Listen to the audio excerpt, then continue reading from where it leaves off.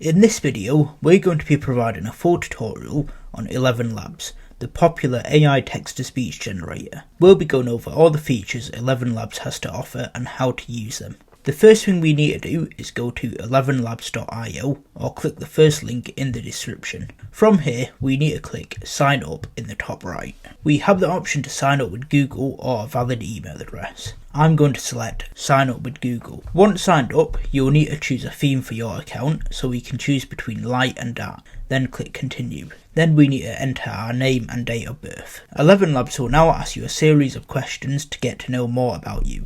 From here, we can select which plan we would like to go ahead with.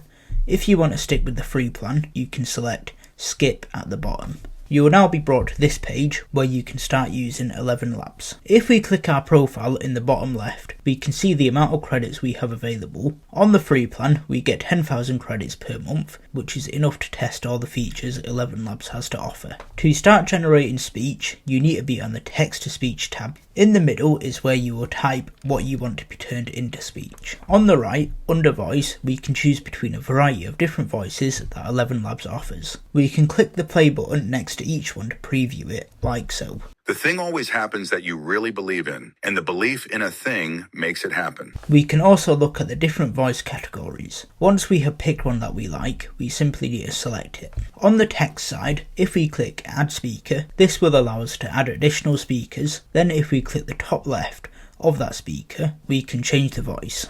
Underneath the voice is stability. If this is set more to the creative side, the voice will come out more expressive based on what you have typed. If you set it more to the robust side, the voice will come out more precise and consistent. Once we've filled out the text field and picked a suitable voice that we like, we can hit Generate. It has now generated the voice, so if I click the play button, this is what it sounds like. Hi, how are you doing?